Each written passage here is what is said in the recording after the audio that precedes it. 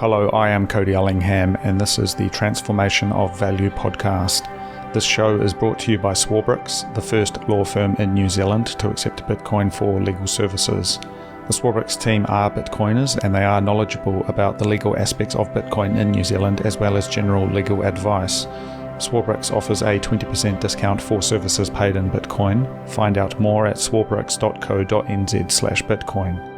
Now, in today's episode, I catch up with Bitkiwi Paul. We talk about the next Bitkiwi meetup that is happening on Saturday, October 28th in Auckland. We also discuss the social layer of Bitcoin in New Zealand and how it has grown enormously over the last 12 months.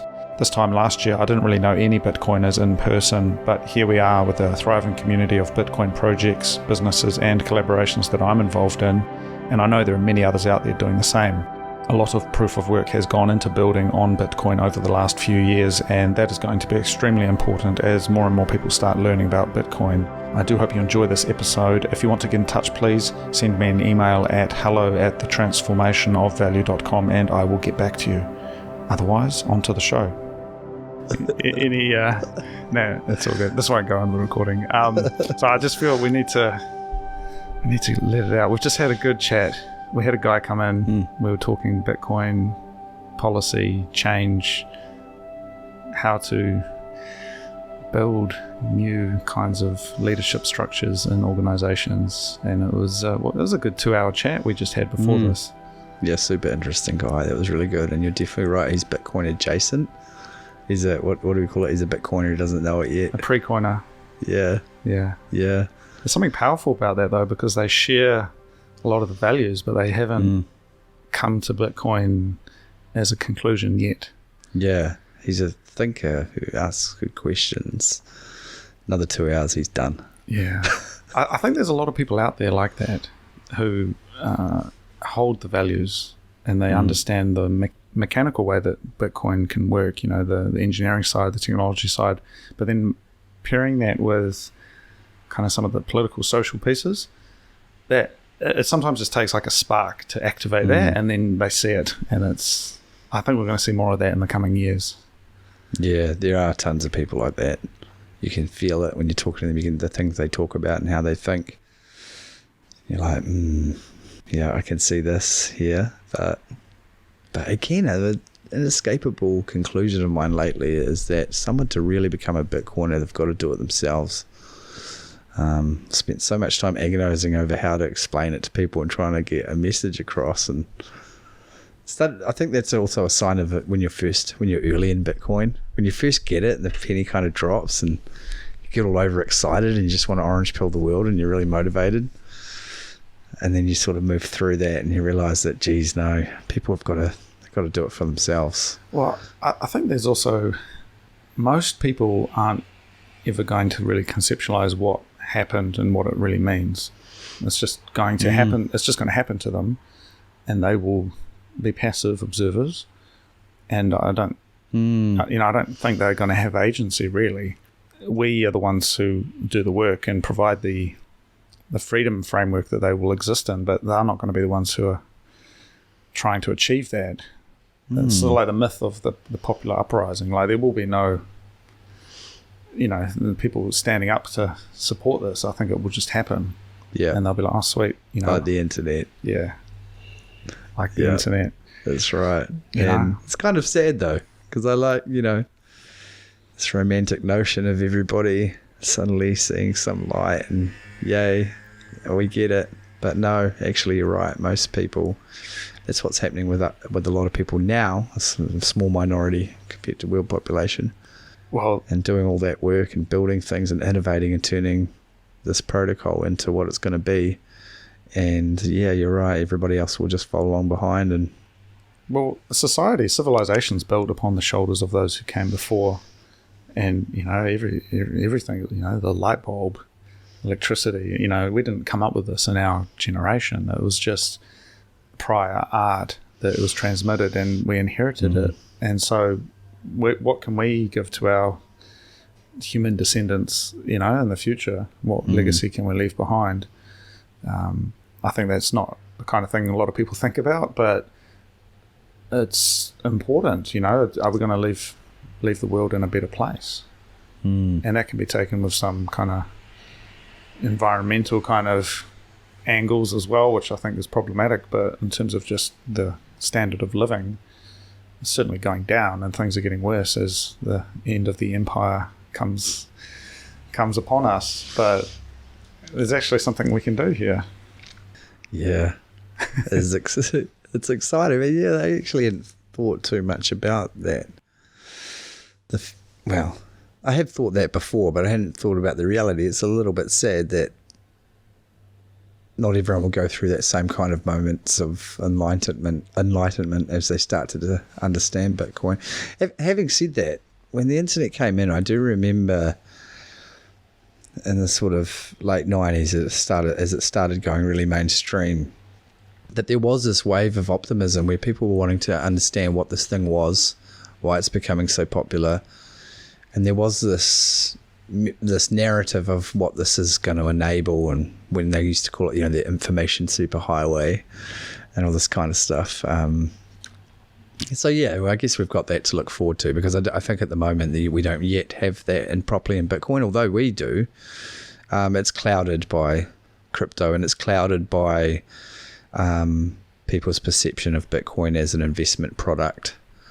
And so once the mainstream starts to understand that better, and that's not what it is, then maybe we'll see that great, awesome, optimistic wave. I've got I'm keen to put my prediction out there, but as I said to you on Signal Group the other day, I think it's begun again. I think there's a couple of things that have happened that make me... let me rephrase that. I think things can change on the drop of a dime, and the things have just changed. And locally in New Zealand, it's been the election and just kind of getting through that. Not that has any material impact on Bitcoin, but I think it's like change, any kind of change helps. And it's sort of, we're just rotating out of the old ways of doing things. Got various projects and ventures that you and I are involved in, and other Bitcoiners that we know are building stuff. And it's kind of happening a little bit under the radar at the moment, but it's ready to emerge in a few different projects. There's just a few things happening locally and then globally, all this stuff happening. And I'm like, man, I think the moment's coming. And I think the pennies, the pennies dropped that money printers, that the money can only be printed now. There's no other way for the US Fed and all these, central banks and that to get out of this.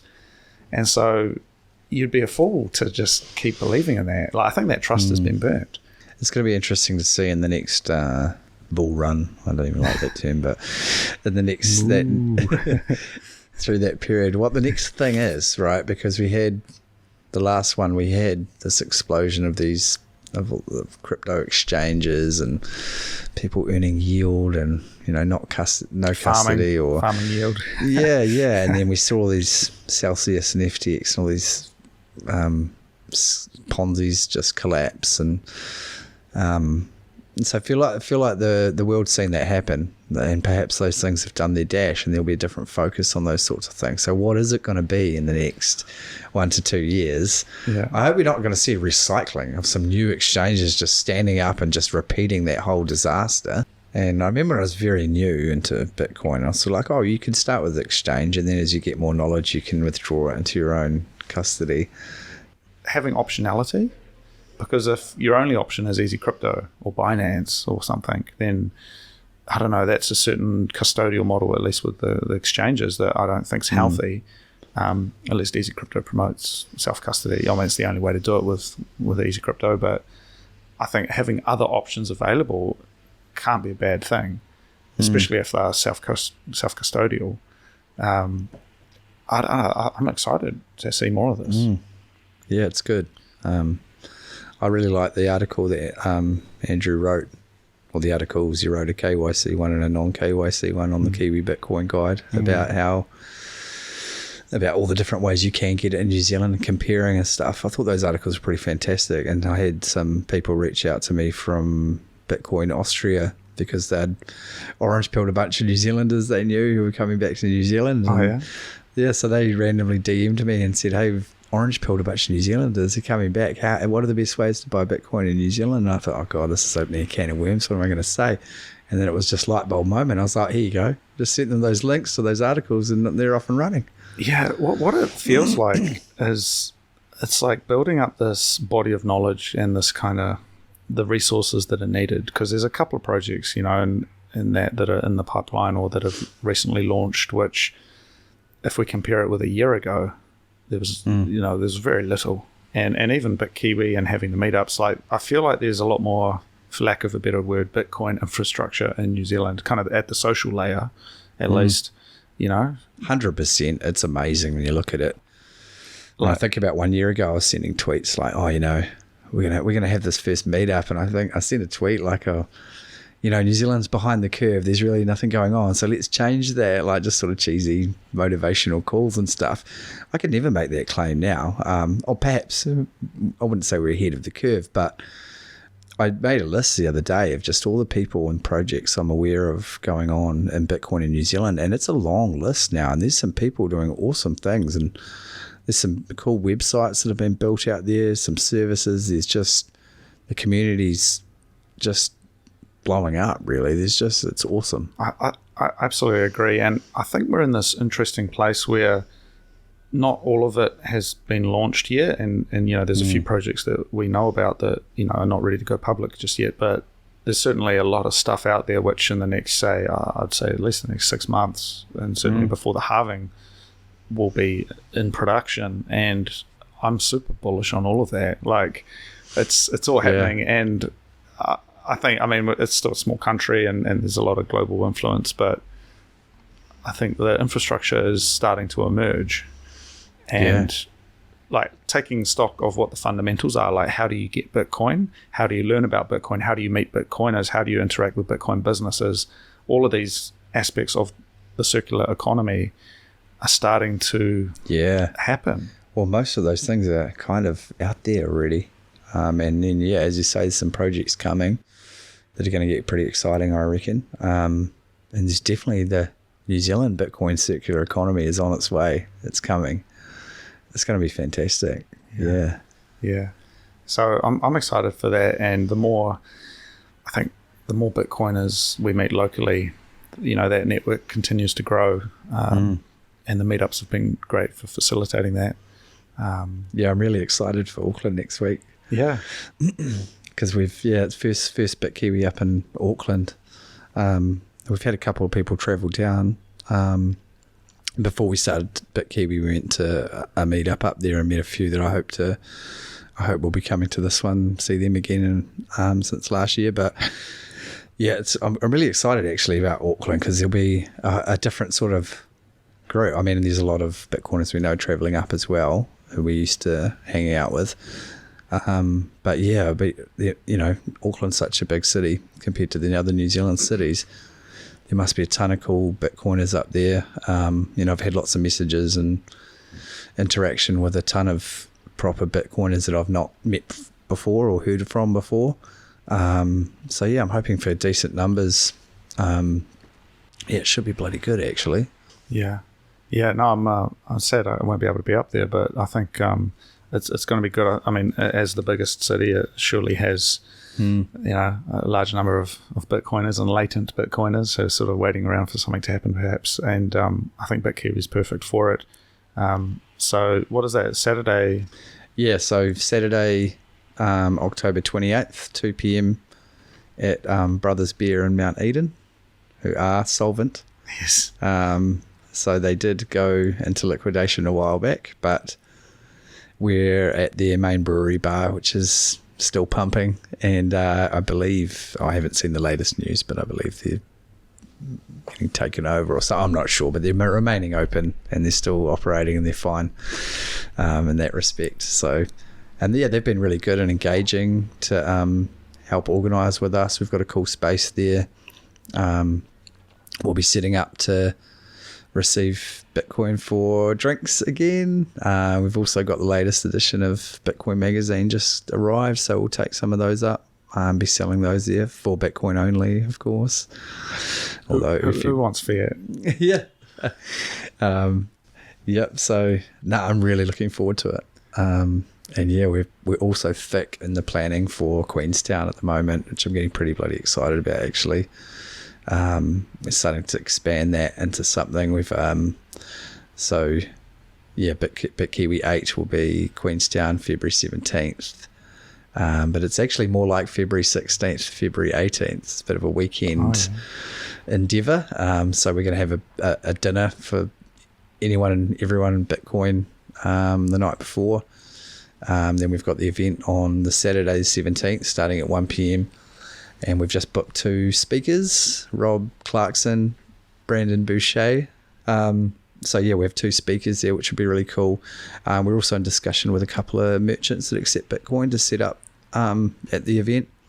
And we're actually looking for a couple more. So, if anybody listening is into Bitcoin and is a merchant that likes to accept Bitcoin and would like to come along and set up, then definitely get in touch with us. Queenstown is a hub for Bitcoin, man. There's a bunch of Bitcoin businesses down there. Yeah, we've been meeting with Rob and Brandon to discuss and plan a bit, and as an extension, I've reached out to a couple of Bitcoiners down there, and there is a real bit of a scene down there that Rob, I know, has been fostering over the last couple of years. He runs a meetup down there, and he's just put us in touch with some really cool guys. And the venue it's at Yonder, the guy that owns that is a Bitcoiner. And so this is actually the first time we've been organising an event where we've actually got a venue manager or owner who's enthusiastic and really wants to work with us and make it awesome. Yeah. So we're working with him on that. And he accepts Bitcoin now. And he owns Yonder. He also owns the Wheel Bar next door, and they accept Bitcoin. So there will be Bitcoin accepted over the bar at the event. That's amazing. Which is going to be cool. And then we don't have details yet, but we're organising a bit of something of a get together the next day as well. But we still haven't finalised some of that, so I can't say just yet. But yeah, making a bit of a destination event, try and get the Bitcoiners travelling down there, a bit of a weekend in Queenstown for all things Bitcoin, which should be amazing. Yeah, it'll be great, and it should be beautiful weather around that time of year. So it'll be nice in Queenstown on the lake there. I think you guys have certainly put in the proof of work with the Bitkiwi meetups. There's just something special about them, and I think people really look forward to them. And I think it's had a huge impact on the New Zealand Bitcoin community, having that sort of social layer, manifest where you can actually meet people, and that's where I think a lot of these projects have come about over the last year, has been through that social layer. Yeah, I hope so. I hope because that was the intention. I'm pretty sure, yeah. We really, actually, that respect has probably gone better than we thought. It felt like a bit of putting yourselves out there of something that could just have a man and his dog show up. But now Bitcoiners have just loved it and really embraced it. And yeah, we're really thankful for all the people that turn up, and just, the chat is so interesting. And yeah, seeing people siphon off into little groups and start sort of collaborating each other and, creating connections and relationships out of people that they've met at the meetups is pretty satisfying. And then getting, we've, it's only been going a year or so, but we've become friends with all these people. And just this community has developed, and it's an awesome community to be involved with, like just really positive, motivated, energetic people. It's just really refreshing. There's no complaining that goes on. Everyone's so forward focused and positive about the future and wanting to get right into this. It's just a really cool environment. And so a lot of the time you don't want to leave. That's quite often why we don't want to, it's quite often why we book dinners after them and things like that, because people just want to carry on. Yeah, well, I mentioned it to someone. I was like, yeah, we usually turn up around 1, 2 o'clock and we just stay there the whole day. And he was like, what are you guys doing? I said, we just talk about Bitcoin and stuff. And I think you have to sort of experience it to really understand. You do. But the way I was thinking about it, and this kind of relates to the conversation we were having with the other guy just prior to this, this ability of small groups of people to activate powerful change is really quite important. And it's like the decentralized nature of these groups, where it's like you have an idea, you want to activate it, you find someone who's interested, and you just start collaborating and start working on it. It really reflects some of that Austrian economics perspective around the way economy is organized, and Hayek talks about the use of knowledge in society, and how no central authority can understand everything that's going on, and that's kind of the folly of central planning, is you can't know what everyone's thinking. And in a way, Bitcoin kind of fixes that, because people are attracted to building stuff together, and they find where their strengths and weaknesses are, and they create these kind of groups and businesses and ideas, and it's like a very pragmatic and very productive way of doing things.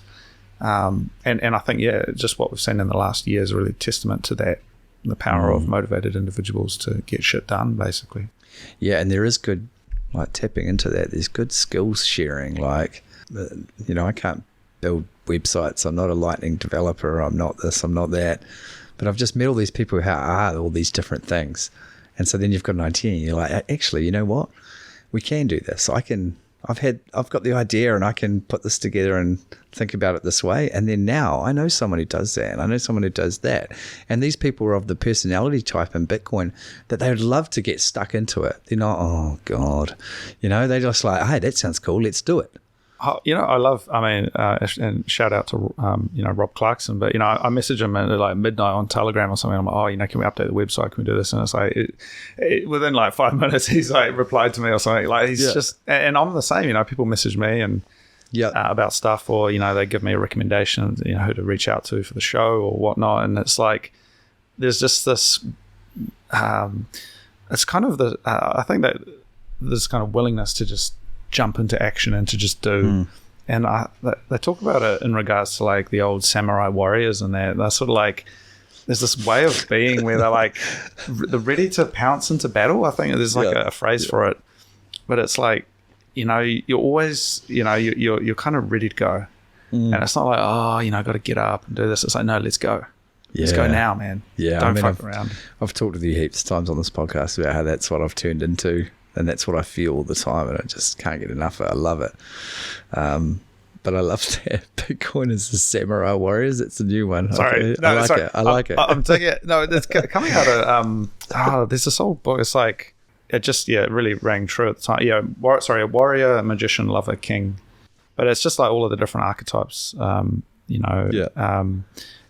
it's sort of just around the different kind of roles, masculine roles and stuff. And the warrior one, he really talks about this, the kind of the warrior, the poet, kind of ready, maybe you're doing a poem, and then you're ready to pull out the katana and go and do, strike down the enemy. It's this kind of yin and yang thing. It's funny about readiness, because it's so true now, and I'm just thinking about interactions with Bitcoin. And so many times I've got an idea and I'll message one of them out of the blue, hey, what did you think about this? And it's just, I've barely put the phone down and I can see the little dots. Something such and such is typing. I'm like, really? So you say that you're not particularly good at building things, but I have a box in the corner there that is testament to your engineering capabilities. Yeah, I should have contrasted that. I'm not a good builder on computers, but I'll back myself to build something physical. Yeah. So no, it's the. I think of it as the best box I've ever seen, containing my mining equipment. But it just, I don't know. I remember because we built it together, and it was mostly you, but it's, I don't know, just such a well-engineered enclosure for a Bitcoin miner. I'm incredibly proud of our effort on it. Every time I see it, it makes me happy. Yeah. And so I'm like, man, you can't beat that. That is worth a day's labor just for that. For every time I get to see that thing again, I'm like, yeah. I wonder if this is what it felt like in the ancient times, or the Renaissance. They've just built a new cathedral. They just finished the masterpiece, and this like generations can bask in his glory and appreciate what it means. Wow, it goes back to proof of work, doesn't it? It's proof of work. Imagine if you'd, for the same cost, like ignoring labor costs, but for the same material cost, if you just purchased a box that did the same job, it just wouldn't bring you the same level of joy. You'd work in and you'd be like, if there was a tiny problem with that box, you'd be like, oh, what's wrong with our box? Let's fix it. How are we going to do that? If you bought a box for the same price but didn't put in any proof of work yourself, and there was something wrong with it, it'd be like, oh, for God's sakes, Yeah. freaking shop, what have they sold me? Like, it'll make you angry instead of, like, it's just a whole different, proof of work. It's everything, Yeah. So I've been thinking what I can do, because I got the Node as well, and so I'm thinking like, oh, do I put it in the box? Because it's just sitting over next to the box at the moment. But it's like with the Miner and then the Node, I've got like almost, it's like the complete unit. Yeah. And then I've got my my wallet or whatever. So it's like I've got the entire Bitcoin system localized. You are your own bank right now. You're literally minting currency, managing it, transacting it, all from your own little central hub. From my Citadel. Yeah, from your Citadel. That's right. That's cool, man. Yeah, it's exciting. The pleasure that gives me to talk about it is cool. The Citadel is just profound, and I don't know. Like, maybe the next thing is maybe the current thing is Bitcoin meetups, but maybe the next thing is Bitcoin Citadel building. Like, that's the dream. My dream. That'd be really cool. Get the. If I keep on hodling, man, it might only be a couple of halvings away. Yeah, I don't know, man. Like, I think we've already got the beginnings of it here. Like, well, yeah, we do in principle. Yeah, I guess you, when you mention Citadel, you sort of dream of this like castle on an island or something. But actually, Epstein's Island, yeah. Babylon. Yeah. He certainly built his own version of a citadel, didn't he? Yeah. But actually, no, if you just bring it back to the roots, you're right. You build your own banking infrastructure with Bitcoin, and that's the core of your Citadel right there. And then you can start building out. The merchants of Venice, we've got, the different way, we're our own banks. And if I get my own Fedi Mint going on, I can have, my federated Cody coin, that's useful within the realm. I don't know. I mean, it's pegged to Bitcoin, so it's all good. But I don't know. I mean, that's a Xiaomi and eCash thing. I could see that being a thing in the future. Like sats are underneath it all, but people have their own federated currency that they're using in certain situations. I'm not too well across that, but when I had it explained to me, I got quite enthusiastic, excited, and thought, yeah, that sounds like it could work. But then what's even more exciting is the solutions that are going to come.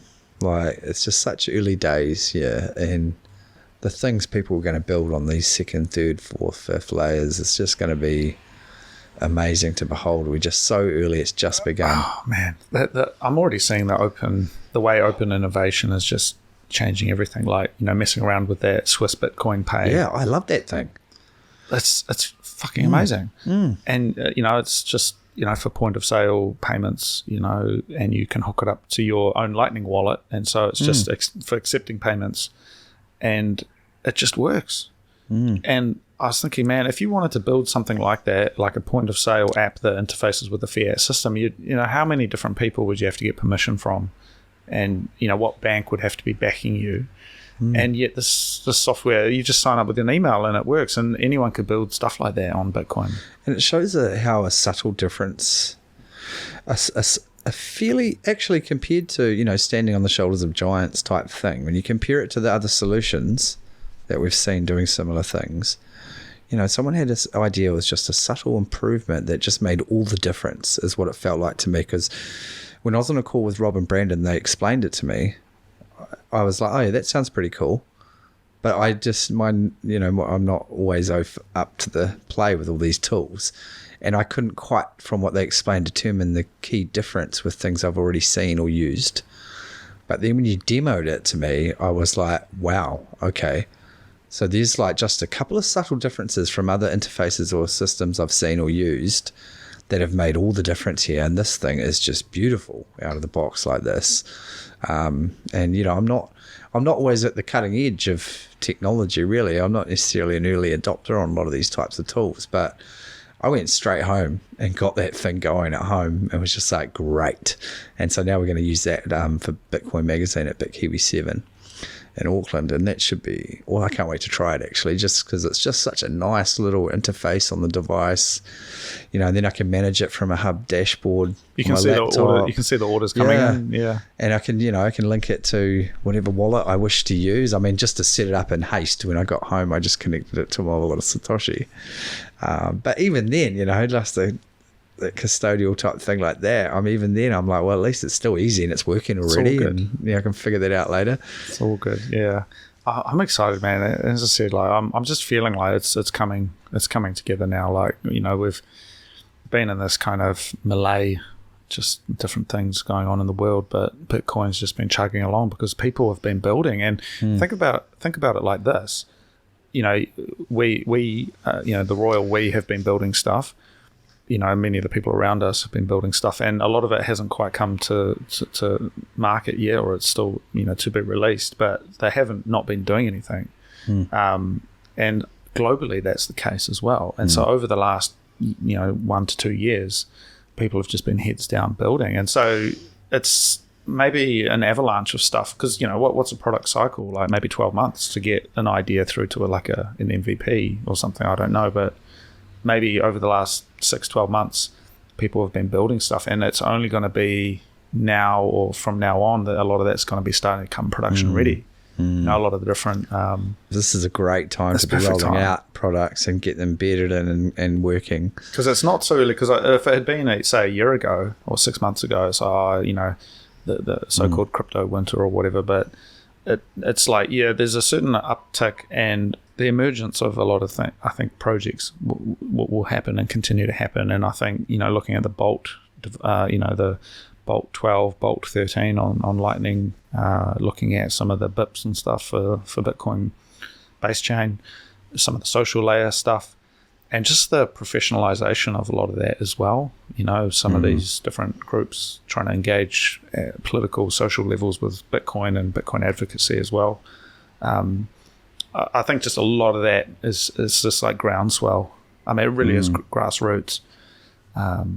It's exciting. It's really exciting. It's really cool. I can't wait to see these things unfolding and the new stuff coming out. Yeah. It's going to be great. Yeah. That might be us, man. I think, to be fair, we had, prior to this conversation, we were talking about Bitcoin for like an hour with someone else. So I felt like we probably should have... It would have been a bit too much probably to mic the three of us up at that point, but that was a good chat. It was, yeah. That was really cool. He was a pre-coiner, but he gets it. There's no judgment. He just was listening quietly, nodding his head, asking questions. It's like, and I was thinking, man, that's the way to approach a subject that you don't know much about, is to just be curious and humble and just kind of see what it has to teach you. Sometimes you come across those types of people. I love talking to those types of people. You just really get to have a good, intellectually honest conversation. There's nothing better that I love than seeing someone really smart, and you just it's almost like you can see their brain just revolving in their head, and they're thinking. And sometimes when you meet someone like that, I can't wait to see what they say next, because I'm like, man, I don't know who this person is, but I can tell he seems to have a really high IQ and he's a really deep thinker. I can't wait till he opens his mouth, and they often do not disappoint. Yeah. Love those people. Hey, I wanted to take the opportunity a little bit to just announce our next two events after the two we're in planning for. So we've talked about Bitkiwi 7, 28th October. Bitkiwi 8, Queenstown, February 17th, and we're now just starting our first bits of planning on Bitkiwi 9, which will be the New Zealand halving party in April. So date, venue still to come, but we're organising a halving party there for Wellington in April. And also confirming we'll be doing Bitkiwi 10. We'll be going back to Christchurch in July. So can't wait to go back to Christchurch. It was great at Bitkiwi 4 when we went there. Really loved it. So looking forward to that. Christchurch Bitcoiners. Can't wait to see you again. Yeah. So yeah, that's our next little schedule. And we're planning longer term than that. We're going nowhere. These things are going to be quarterly indefinitely. Yeah, it'll be interesting to see if we get that bull market next year, what sort of attendees we get. Oh, yeah, it'll be interesting. Could turn into a bunch of us. Hopefully doesn't turn into a bunch of us Bitcoiners educating shitcoiners, but hey, it's part of the world we live in sometimes. I think we're beyond that, man. Like, I think that's hopefully. I think that's a holdover from 2017. Like, even the current crop, I think it's come through from that sort of ICO boom, but like with the SEC and the securities law stuff and all of that, I think it's all just going to compress down into basically Bitcoin's the only thing that matters. And with increasing geopolitical issues and just people feeling the pinch of cost of living, they're going to be really like, okay, what is this thing? How is it helping me in terms of the Bitcoin lifeboat? And I think that's going to be a lot more interesting. I think it's going to be a lot more interesting conversations. Yeah, and I mean, every day that goes on, you see the supposed use cases and successes, planned success for these shitcoins falling over because it's just not happening. You know, like you've seen Ethereum's proof of stake, and it doesn't appear to be in a positive state. It's just declining. And I see during that FTX court case, the chat about Solana made me laugh. Like, FTX developers can turn it off, apparently. Yeah. You know, and then Cardano or whatever it is promoted all these use cases through Africa of how they were going to proliferate. Nothing's happening. Yeah, and maybe you're right. Maybe that ICO phase is died off, but I don't know. I think in the same vein, like, I think there's a principled Bitcoin position, which, you know, is quite clear to you and I. But from a market position, you know, a lot of companies have a mandate to respond to what the market is asking for. You know, there's always going to be someone who's responding to demand. You know, like that's how markets work, right? And if someone wants a shitcoin, there will be someone who will supply that shitcoin. And I think what we will see is that the demand side decreases as people don't want that stuff anymore. They only want Bitcoin. And again, and so they're still responding to a demand that they think is there. They're not ideologically aligned to selling shitcoins. That's what they think from their research people are trying to buy, and they want to just offer as much as they can because they have to make money as a business. And so I think that can be problematic to pass judgment on that. If that's what the consumers want, then someone's going to step up and supply it. And so the educational aspect of Bitcoin is more important, and that's some of the work we've been trying to do with meetups and Kiwi Bitcoin Guide and that. But ultimately the market will speak, and people say, no, we want Bitcoin, that's all we want, and the other stuff will just disappear, man. It's not adversarial, I don't think. It's just and I mean that is the history, isn't it? These coins just disappear. They came in that first phase because the first phase was Bitcoin imitations, and then that failed. And so then it was, but this can do things that Bitcoin can't do, became the next thing. So Litecoin is interesting though, because it is it's kind of like testnet, because I'm pretty sure Litecoin implemented SegWit before Bitcoin did. Is that right? Yeah. And also, I'm not quite sure on the details, but possibly some of the Lightning stuff. Oh wow, really? But definitely SegWit, and that was in a way very beneficial because it was it was a low risk thing, and it's because Litecoin's very similar to Bitcoin code. I mean, it was copy pasted, right? And so they could do SegWit on Litecoin, and it worked. And then that was what enabled them to be a bit more confident pulling it into Bitcoin. That's quite I can see some value in that coin if it can be used that way. Yeah, I'm pretty sure the Block Size Wars talks about it a little bit. Ah, really? So I don't recall that, but yeah, I'll put some notes in the show notes. But yeah, when you think of it like that, it's a bit less adversarial because I'm not worried that any of these are going to flip Bitcoin or whatever. It's more like they're distractions, and in some cases they can be useful as test nets, or they can be useful examples of like what not to do. Because imagine a situation where we didn't have Ethereum, and then there was this great grand idea within Bitcoin that proof of stake would be a good idea, but there was no example of a failure. I think the argument against proof of stake, some value there. The argument against proof of stake would be, I think people would still align with proof of work, but it wouldn't be as clear as pointing to Ethereum and saying, well, let's not do that. You know what I mean? Yeah.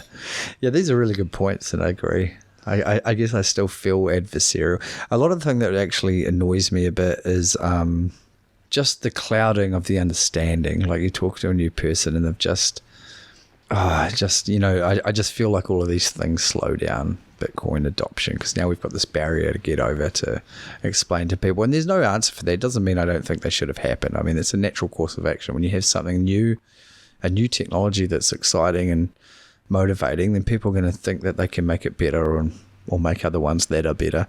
And I get that, and that's got to happen, and that's fine. But it does disappoint me when you get, somebody's put some money in one of these Ponzi exchanges and lost it, and then now you mentioned a Bitcoin to that person, and it's just poison in their eyes. It's just like, oh, no, fuck that crypto shit. And so you've just got this whole legion of people that have been burned by that, and then it's going to be that much harder for them to come around to Bitcoin. But then maybe it goes back to what you were saying at the start, then they'll just end up being some of these people that it just happens to them. Yeah. And they never come back to that. Well, it's also the paradigm that they come into it with, because, they were never doing it right to start with if they got burnt on an exchange or something like that. They weren't using it in the right way. And I think that's where, in a way, the shitcoins have steel-manned the Bitcoin argument. And I wonder whether we would have gotten to where we are without this crypto cloud hanging over there. Like, it's like the Galapagos Island effect, where you got these like creatures just evolving on their own little tree in some island in the Pacific, and they never get exposed to adversarial conditions, and they become very vulnerable. And same with New Zealand, the moa or something, we're a great example of that. Yeah, we struggle with it now, constantly, the pest control. Like the birds can't even fly, like what kind of bird doesn't fly, and it's like being exposed to these adversarial attacks. They're not even attacks really, but like these kind of things, in a way, strengthens Bitcoin. And if you also contextualize it, like where are we at? Like, I'm really confident now that this next halvening that we're coming into, man, we've got so much more infrastructure and social layer, technology layer, protocol layer. All of it's there, and it's not in its final form yet, but it's a lot closer than, say, 4 years ago. Because if shit had popped off then, who knows? Like, maybe, we wouldn't have had Taproot, we wouldn't have had Lightning like we do. How would merchants have done it? Would the mempool have ever cleared? And we'd have, these huge fees that wouldn't work because we wouldn't have had Lightning. And so, like, maybe the order of events has played out just correctly, and that's kind of the way the universe is, I guess. Yeah, I was just thinking it's played out correctly because it's what it is the way that it is, and that's how it's going to go. Yeah. And so, there is no judgment, what if 2018? It's like, no, I think it all happened, and the rest of these coins will be a footnote. And I think that there's no, we call them shit coins, but I don't know, they're just this thing that's kind of, I think of them as like unit tests on Bitcoin, because if any of these other coins do something that beats Bitcoin or whatever, we're just going to learn from it. I've said that for a long time. Anything of value that comes out of an alternative coin will come to Bitcoin. Yeah. We already seen it with the NFTs, Yeah. And pretty much 99% of the world's NFTs have gone to zero in value, I suppose, anyway. But, the second that these ordinals guys or whoever that worked, I'm not technically across it, but the second it became possible to inscribe or whatever, they swamped it, and there was large ranges of NFTs that migrated into ordinals. Like, it was a beautiful manifestation of what I'd been predicting, and it's going to be the same thing. I saw something the other day, and again, I technically don't understand some of these things, and I really read them and try, but there was something about that was sort of suggesting that basically a smart contract type situation is very easy to implement without even a soft fork, like without even a Bitcoin, a BIP. Like, I was like, are you kidding me? Yeah.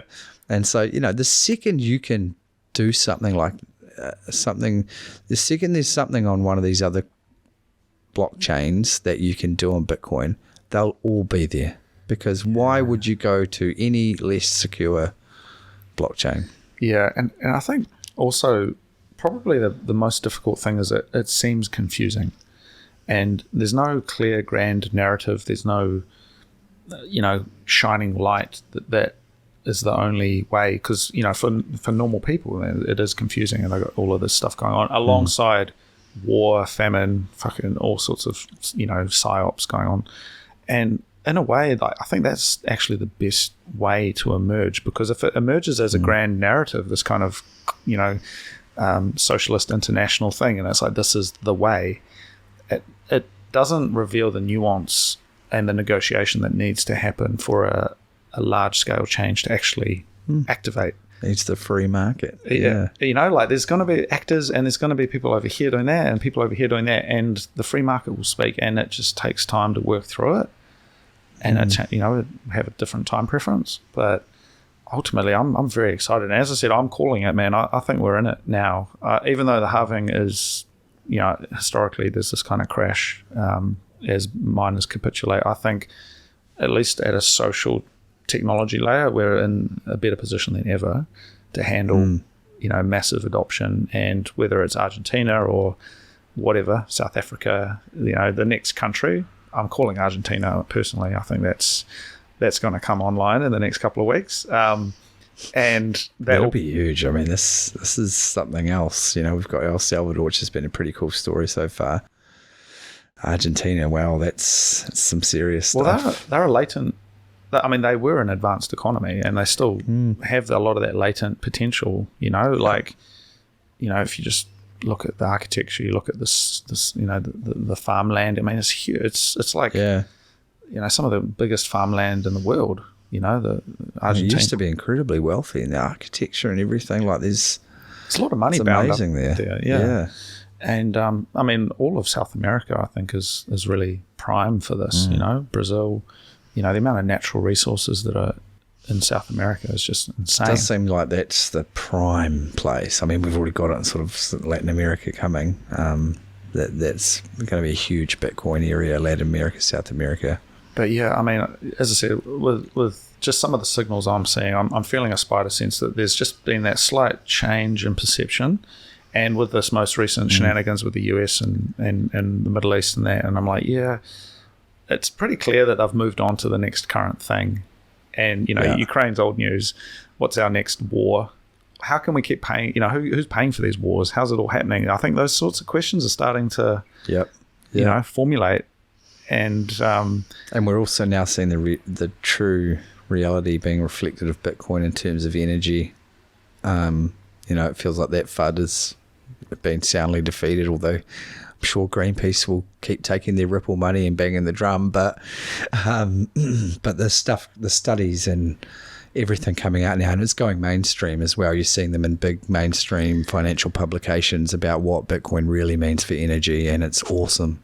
Yeah, and I think probably my biggest takeaway is that understanding that, normies, normal people, and I mean, this is, most people around us, they will never see the thing that's coming. It will just happen to them, as we said. And I think trying to gauge something by the perception of those around you is a really good way to not, be able to make use of, or it's a good way of not being able to be in a good position to accept that new thing and to take advantage of it. Like, I think if you were to poll people and say, do you think Bitcoin is going to become the global reserve currency? Most people would say no. That's not to say that it won't happen. It's just that they think it won't happen. And you have to run the probabilities on it. But as you and I have done the work, and many people have, there's a pretty good chance that it's going to take the crown.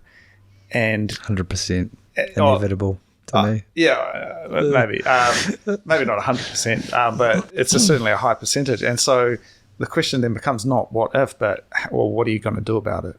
Because if there's a 90% chance or a 10% chance, okay, a 10% chance that Bitcoin becomes the global reserve currency of the world in 10 years, for example, and that's pretty pessimistic. But okay, what are you going to do over the next 10 years? What sort of resources are you going to put into capitalizing on that? Because if you put even just 1% in, let alone 10% of your own resources, you're already making a huge bet on the future, because it could really go, it could be the biggest bet you ever make. That's interesting. It's not, because it's not a binary. It's not like it will or it won't. It's like, well, what are the chances it will? And then that can start, because is it 0 or is it 100 or is it somewhere in the middle? Because if you are sure it's 0, then that's pretty close-minded, I think. But if it's a 1% chance, okay. You got 1 in 100 chance this thing takes off. What are you going to do about it? Well, I was talking about this the other day. It's a very similar thing. I was thinking about, is Bitcoin going to succeed and become our unit of account, or is it not?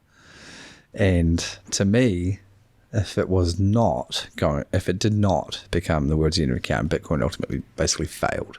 To me, that's a disastrous outcome for the world. Like, I feel like it's a natural next step in our technology is the new hardest money, which is Bitcoin, from our last hardest money, which was the gold standard. And so if that is not Bitcoin, then the next technological step is it's got to be some other kind of the next hardest money. There's nothing else in existence which it will be instead of Bitcoin. So the next hardest money is something that's not created yet. And I feel for that to come about, for it to be properly decentralized by Bitcoin and not controlled by an individual, that's now impossible because Bitcoin Cat is out of the bag. And so anything that comes after it needs a marketing budget. It needs something. It can't just be organically produced and become like Bitcoin has. So for the next hardest money to happen in that way, I feel like the world would require basically disaster. So Bitcoin would fail and there would be a terrible period. I don't know for how long, but the world would not, I don't believe, a very good place as we descend into fiat chaos without Bitcoin there to save the world, essentially. And so to me then that moves you to a binary thing. So you're either going to be Bitcoin's going to succeed or it's going to fail, and eventually something else will come in its place, but it'll be a terrible place to live and it could go on forever, or the world may not even survive that. And so that leaves you now, and your personal decision now means that actually the high risk decision is not to store any of your wealth in Bitcoin, because if Bitcoin fails, the world is a terrible place. Your wealth is gone no matter what it's stored in. If Bitcoin succeeds, obviously that's great. And so to me, the binary decision of should I store some or all of my wealth in Bitcoin is an easy one to make. So a couple of things regarding that. So firstly, I think the difference between risk and uncertainty. So in this book, The Death of Money, the author talks about that quite a lot. Risk you can put a probability on, whereas uncertainty you can't. You don't know what the probability of an uncertain event is. And so what you said though about it being a success or failure, I don't think those are the options, because no matter what happens, I'll be running the node and the miner. And so Bitcoin literally can never go to zero unless there is some catastrophic meteor hit the earth type situation. But that's not so much a failure of Bitcoin, it's a failure of humanity. And so it isn't a binary. I think it is a percentage somewhere in between.